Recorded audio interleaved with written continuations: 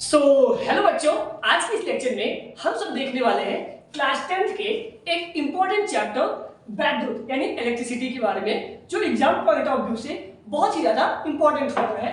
तो इस चैप्टर को हम अच्छे से पढ़ेंगे और एक एक करके सारे टॉपिक्स को अच्छे से डील करेंगे। तो इस चैप्टर में हम किन किन चीजों को पढ़ने वाले हैं, हम पहले वो देख लेते हैं, उसके बाद में हम इस चैप्टर को अच्छे से समझेंगे।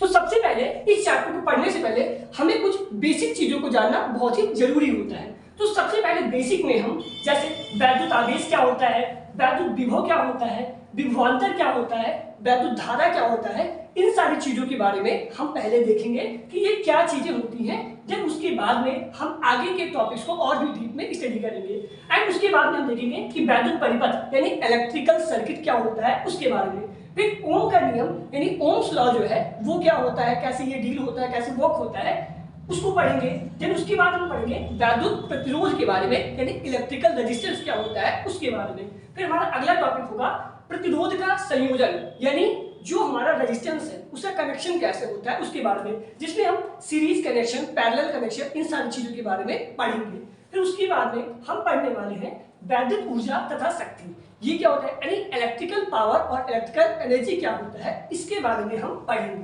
देन उसके बाद में हम देखेंगे कि धारा का ऊष्मीय प्रभाव यानी हीटिंग इफेक्ट ऑफ करंट, और उसके बाद में जूल का नियम यानी जूल्स लॉ, ये क्या होती है, ये सारी चीजों को हम एक एक करके डिस्कस करेंगे। तो सबसे पहले हम शुरू करते हैं अपना पहला टॉपिक। तो यहाँ पर हम अपना सबसे पहला टॉपिक जो है हमारा वैद्युत आवेश यानी इलेक्ट्रिक चार्ज क्या होता है उसके बारे में हम देखना शुरू करते हैं। तो अगर हम इलेक्ट्रिक चार्ज यानी वैद्युत आवेश की बात करें तो ये होता क्या है और ये उत्पन्न कैसे होता है। तो अगर कोई भी अगर रेशम का कपड़ा हो, क्या चीज, अगर कोई भी रेशम का कपड़ा हो और एक क्या हो कांच की कोई रॉड हो, और हम जब उस रेशम के कपड़े पे क्या करते हैं, रॉड को रगड़ना शुरू करते हैं, जब उसको रगड़ते हैं तो इससे क्या होगा, जो हमारा कांच का रॉड होगा, ठीक है, जो कांच का छड़ होगा वो हल्के फुल्के चीजों को अपनी ओर आकर्षित करना शुरू कर देता है। क्या करता है, जब हम कांच के छड़ को उस रेशम के कपड़े पर रगड़ते हैं या फिर किसी एबोनाइट छड़ को बिल्ली की खाल पर रगड़ते हैं तो उससे होगा क्या, जो वो छड़ होगा वो क्या करेगा, हल्के फुल्के चीजों को अपनी ओर आकर्षित करना शुरू कर देता है। क्या करता है, अपनी ओर आकर्षित करना शुरू कर देता है, जिससे क्या होगा, हम ये कहेंगे कि जो वो छड़ है उसने क्या किया है, आवेश ग्रहण कर लिया है। इसका मतलब अगर कोई भी ऐसा छड़ जो किसी भी दूसरी चीज को अपनी तरफ आकर्षित करना शुरू कर दे तो उसे हम कहते हैं कि उस छड़ ने क्या किया है, आवेश को ग्रहण कर लिया है। ठीक है, तो यहाँ से हमें पता चला कि उस चीज ने क्या किया है, आवेश को ग्रहण कर लिया है। अब जब कोई भी चीज अगर आवेश को ग्रहण कर लेती है तो उसी चीज को कहते हैं कि वो चीज क्या हो गई है, आवेशित हो गई है यानी चार्ज हो गया है। और जब कोई भी चीज चार्ज हो जाती है, आवेशित हो जाती है, तो वहीं से ही वैद्युत यानी इलेक्ट्रिसिटी उत्पन्न होती है। तो ये तो हमने देखा कि कैसे उत्पन्न होती है। अब यहाँ पर तो मेरे पास कोई रेशम का कपड़ा या कांच का छड़ नहीं है, लेकिन मैं आपको एक एग्जांपल देके इस चीज को समझाना चाहूंगा।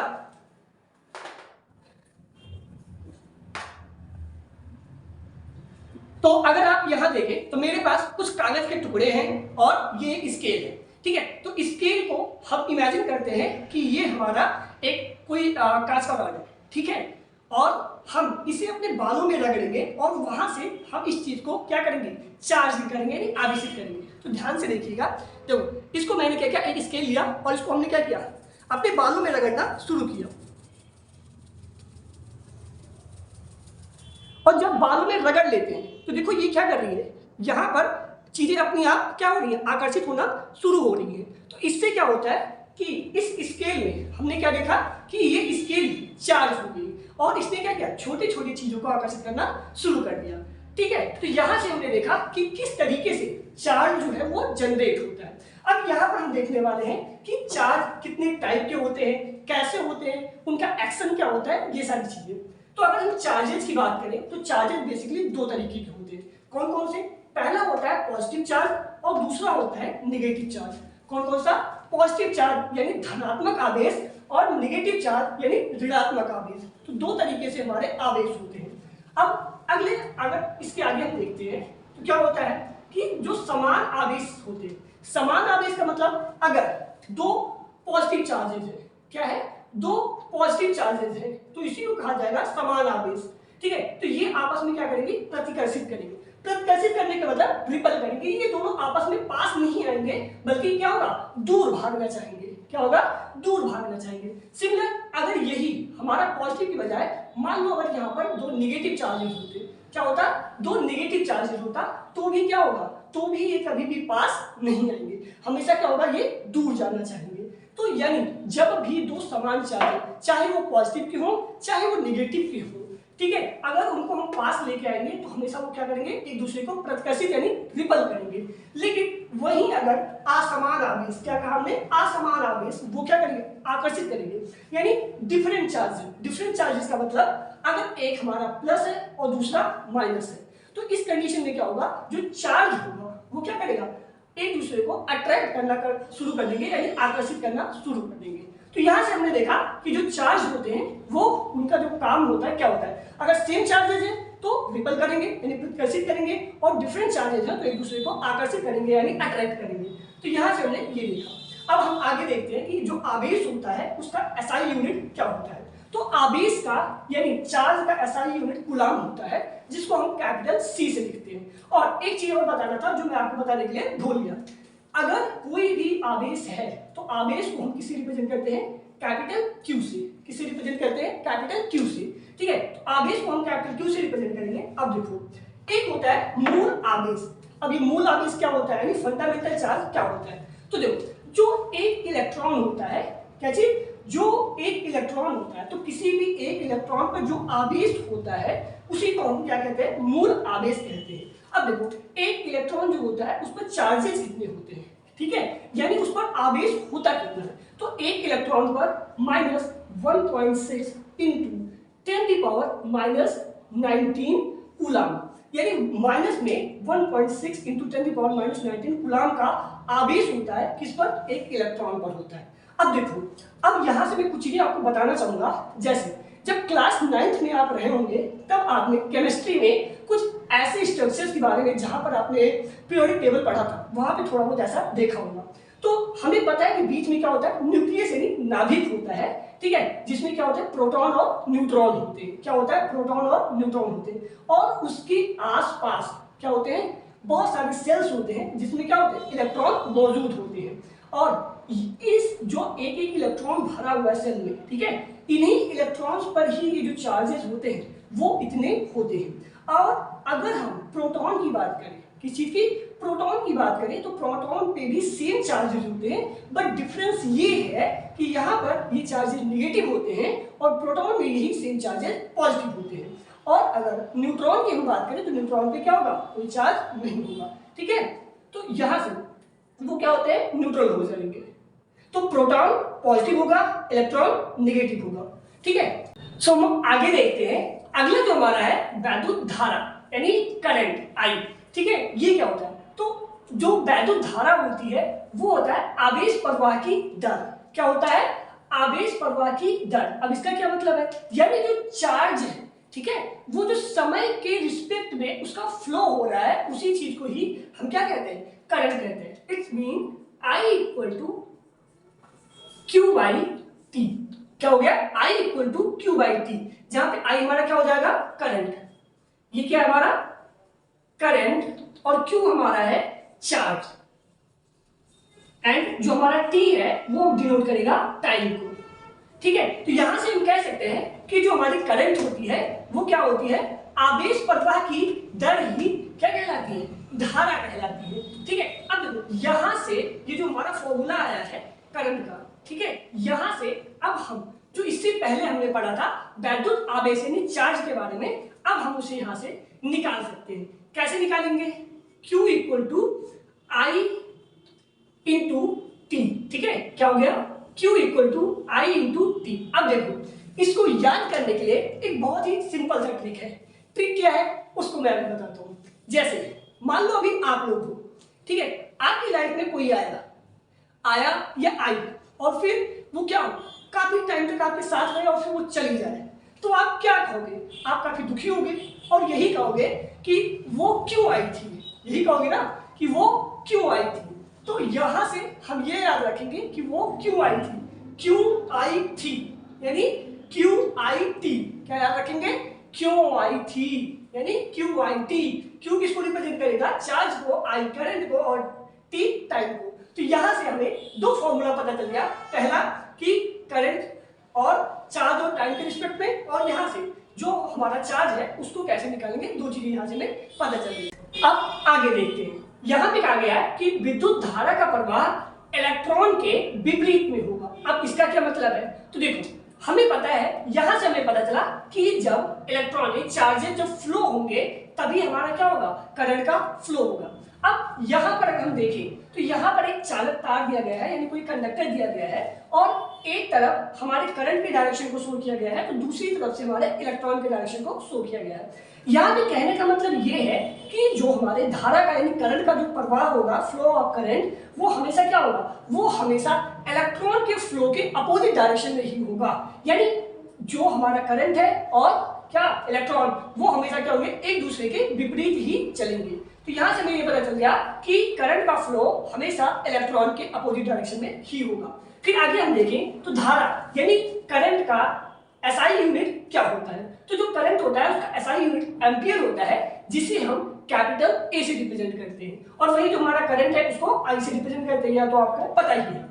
अब देखो यहां हमें पता चल गया कि एम्पियर इसकी यूनिट होती है, लेकिन एक खास बात जो आपको ध्यान देना है, मेजरली जब भी करंट को मेजर किया जाता है या तो उसको मिली एम्पियर में या फिर उसको माइक्रो एम्पियर में ही मेजर किया जाता है, ठीक है। क्योंकि करंट का मोस्ट ऑफ जो हम अपने कैलकुलेशन में यूज करते हैं या तो मिली एम्पियर या फिर माइक्रो एम्पियर का ही यूज करते हैं। यहां पर अब हम देखते हैं कि वैद्युत विभव यानी इलेक्ट्रिकल पोटेंशियल जो है वो क्या होता है।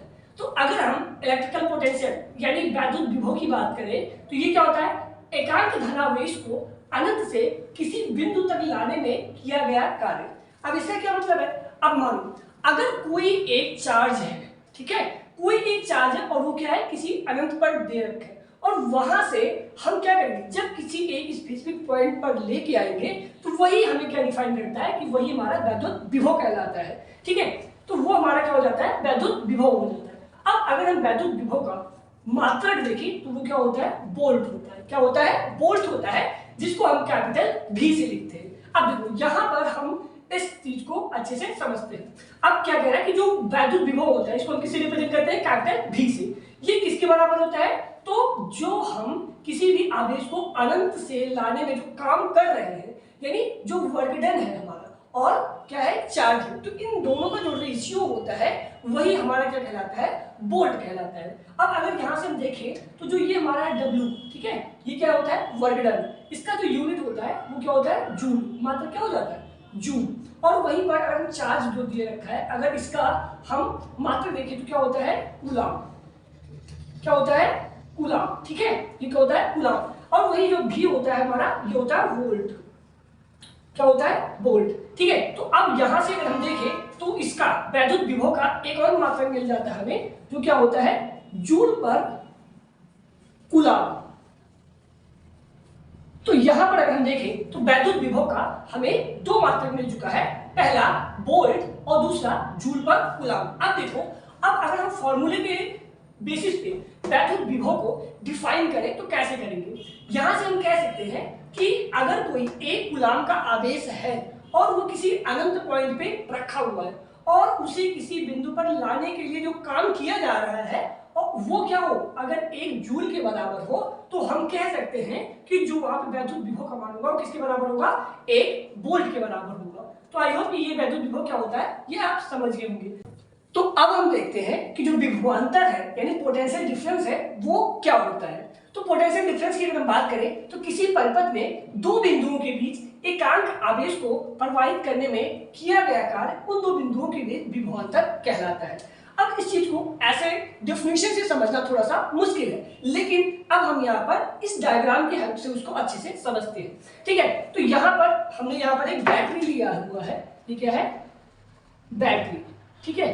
देखो अब इसको समझाने से पहले मैं थोड़ी सी चीजें आपको बताता हूँ। जैसे अगर यहाँ पर कोई एक सिंगल ऐसे लिखा हुआ जहाँ पे प्लस और ये हमारा क्या होगा, माइनस, ठीक है। अगर ऐसा कुछ होता है तो उसको हम कहते हैं सेल, ठीक है, क्या कहते हैं, सेल कहते हैं। लेकिन अगर कई सारे सेल को हम क्या करते हैं, इकट्ठा बना ले, तो यही हमारा क्या हो जाता है, एक सिंगल होगा तो सेल कहलाएगा, और कई सारे सेल मिलकर ही क्या बनाती है, बैटरी बनाती है, ठीक है। ये क्या हो जाएगा, बैटरी हो जाएगा। तो ये सेल और ये बैटरी। तो यहाँ पर हमने क्या किया, एक बैटरी है जिससे हमने क्या किया, सर्किट को कनेक्ट करके रखा हुआ है। अब यहाँ पे कुछ चीजें ध्यान देने वाली बात यह है जो आपको ध्यान देना होगा। जो हमारा पॉजिटिव टर्मिनल होगा ये हमेशा हाईयर पोटेंशियल पर होगा, ठीक है, और जो हमारा नेगेटिव टर्मिनल होगा वो हमेशा लोअर पोटेंशियल पर होगा। ये कुछ ऐसे समझिए जैसे छत पर क्या होती है, पानी की टंकी होती है ना, तो पानी की टंकी में क्या होता है, पानी होता है, तो वो ऊंचाई पर होने की वजह से उसका पोटेंशियल क्या होता है, हाई होता है, तो वो ऊपर से नीचे आ जाएगी। लेकिन क्या अगर मैं नीचे से पानी को ऊपर भेजना तो विदाउट मोटर, तो क्या वो जाएगा जैसे सिंपली टंकी से, नहीं आ जाएगा। क्यों, क्योंकि उसका जो पोटेंशियल होता है वो कम होता है। सिंपली यहाँ पर जो प्लस वाला है वो क्या करेगा, हाईयर पोटेंशियल को, और माइनस वाला लोअर पोटेंशियल को यहाँ पे डिनोट करेगा। तो करंट जो भी फ्लो होगी यहाँ पर हमेशा हाईयर पोटेंशियल से ही जाके लोअर पोटेंशियल पर फ्लो होगा। अब एक चीज और यहाँ पे देखेंगे कि जो हमारा करंट का फ्लो होगा, क्या चीज कहा हमने, कि जो हमारा करंट का यहाँ पर फ्लो होगा वो हमेशा कैसा होगा, यहाँ से जो पॉजिटिव टर्मिनल है यहाँ से करंट निकलेगी और फिर फ्लो होते होते नेगेटिव टर्मिनल में इंटर कर जाएगी। यानी करंट का फ्लो जो होगा, यानी कि धारा का प्रवाह जो होगा वो पॉजिटिव टर्मिनल से नेगेटिव टर्मिनल की ओर होगा। लेकिन वहीं पर अगर हम देखें अपने इलेक्ट्रॉन को, तो जो इलेक्ट्रॉन का जो प्रवाह है वो कैसे नेगेटिव टर्मिनल से निकल रहा है और पॉजिटिव टर्मिनल में इंटर कर जा रहा है। क्योंकि अभी इससे पहले हम लोगों ने देखा था कि जो हमारा क्या होता है, करंट होता है वो कैसे फ्लो करता है, हमेशा इलेक्ट्रॉन की अपोजिट डायरेक्शन में ही फ्लो कर सकते हैं, ठीक है। तो यहाँ पे हमने दो चीजें देखी कि इलेक्ट्रॉन की अपोजिट डायरेक्शन में करंट का फ्लो होगा, दूसरी चीज हमेशा हाईयर पोटेंशियल से लोअर पोटेंशियल पर क्या होगा, यहाँ पर फ्लो होगा। तो यहाँ पर जो तो पॉइंट है, अब देखो पॉइंट कौन कौन सा बन रहा है, एक पॉजिटिव टर्मिनल का पॉइंट और दूसरा नेगेटिव टर्मिनल का पॉइंट। तो ये जो पॉइंट बन रहे हैं इन्हीं दो पॉइंट्स के बीच में जो इलेक्ट्रॉन प्रवाह होके यहाँ तक पहुंच रहा है, तो वही क्या कहलाता है, इन दो बिंदुओं के बीच का पोटेंशियल डिफरेंस यानी विभवांतर कहलाता है। आई होप कि ये सारी चीजें जो भी मैंने बताई ये क्लियर हो गई होंगी। अब चलते हैं इसके रिगार्डिंग थोड़ा सा न्यूमेरिकल करते हैं। तो यहाँ पर जो हमारा प्रश्न दे रखा है वो दे रखा है एक विद्युत स्रोत 600 कूलाम का आवेश प्रवाहित कर सकता है यदि एक उपकरण द्वारा 30 मिली एम्पियर की धारा ली जा रही हो तो कितने समय में स्रोत निरावेशित हो जाएगा। अब देखो जब भी अगर क्वेश्चन दिया गया हो तो हमें सबसे पहले ये देखना होता है कि क्वेश्चन में क्या क्या दे रखा है और हमें क्या फाइंड करना है। तो अगर यहाँ पर हम देखें तो यहाँ पर हमें आवेश दे रखा है यानी चार्ज को किससे रिप्रेजेंट करते हैं, क्यू से। तो क्यू इक्वल टू क्या हो जाएगा 600 कूलम, ठीक है। और क्या दे रखा है यहाँ पर अगर हम देखें तो हमें धारा यानी करंट का मान दे रखा है जो कि आई कितना है 30 मिली एम्पियर।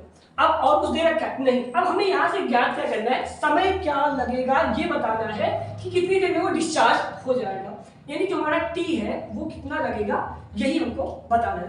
अब अगर तुम यहाँ पर देखो तो यहाँ पर जो इन दोनों की यूनिट है वो क्या है, डिफरेंट है। तो जब भी अगर हम ऐसे सवालों को सॉल्व करते हैं तो कभी भी हम दो डिफरेंट यूनिट्स में नहीं सॉल्व कर सकते हैं, इसीलिए ये कूलाम में और इसको किस में बदलेंगे, एम्पियर में बदलेंगे, लेकिन उसके बाद ही हम इसको सॉल्व कर पाएंगे।